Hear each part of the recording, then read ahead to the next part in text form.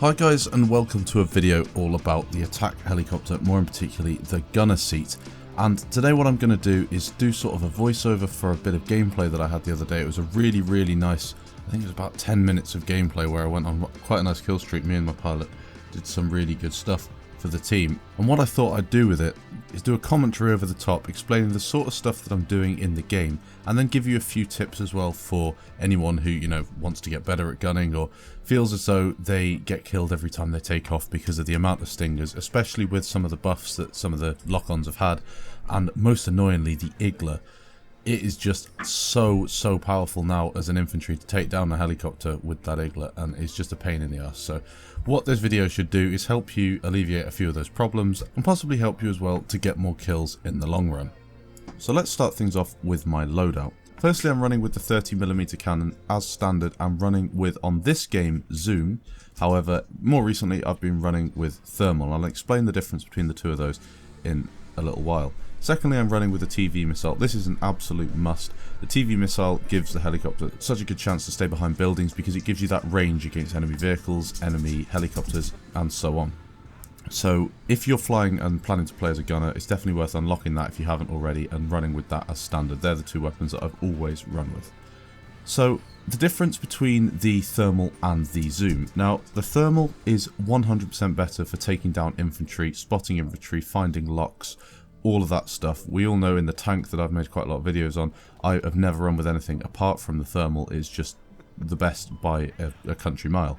In terms of the zoom, what the zoom does is gives you a really good advantage over a helicopter in a dogfight, especially if your pilot isn't as good at hitting their Zunis or their Hydras or whatever they're running with and their tow missile.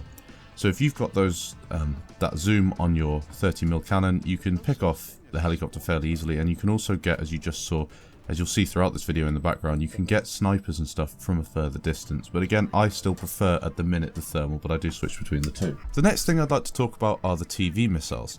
The biggest issue I have when I choose to fly as the pilot, and then I have a gunner who I don't know and's not on comms, is they never ever fire TV missiles when I aim them at things, and that is because they're looking for targets themselves and then they're firing when they see something in the different distance. The purpose of a TV missile, in my opinion, is to be something extra for the pilot themselves. So if the pilot wants something killing in the distance, wants a helicopter shooting, a tank shooting, they'll aim you and you fire it. You have a bit of aiming to do, and some shots are harder to hit than others, but there shouldn't really be that many points on the map where you're trying to bend a TV missile round a building and hit something in the distance that the pilot hasn't seen.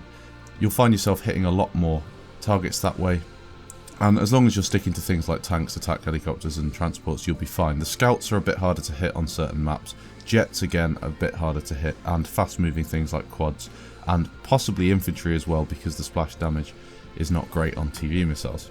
Also try and save them. Always make sure that you've got one, especially if the enemy attack helicopter is going to spawn. You don't want to find yourself without a TV missile in that situation. In terms of always having some rounds in your magazine, always try and reload your 30mm after every single shot, unless you have about 15 or 20 and you know there's another bit of infantry or a helicopter peeking behind a building. As you'll see throughout this video, quite often I don't reload when I'm behind cover because I know I've got enough bullets to take out enemy infantry or something like that. Next up, what you should be running in terms of your countermeasures as a gunner is definitely the Fire Extinguisher. And if you watch my previous video, the Battle Tips series, there's a really nice video that shows you how to seat switch. Most people know how to do this already, but I'm going to be making another one showing you how to use the Fire Extinguisher and certain like video clips where I've used it, and then you'll be able to use that yourself. But what it does is it protects you from any tank shots, straw shots, now they've nerfed that, and then any TV missiles as well, because you can just switch seats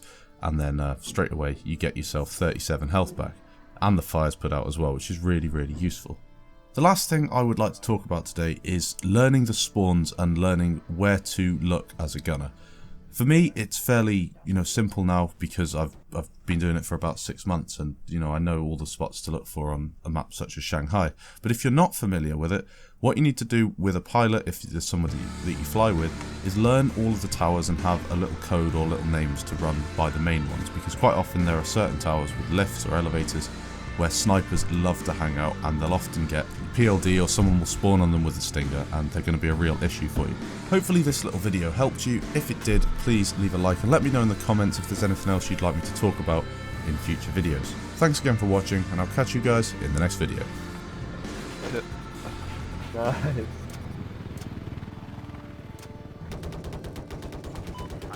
Oh, I've been fucking kicked. God damn it. What? Yeah, I've been kicked. What? What? I don't know, for fucking wrecking people.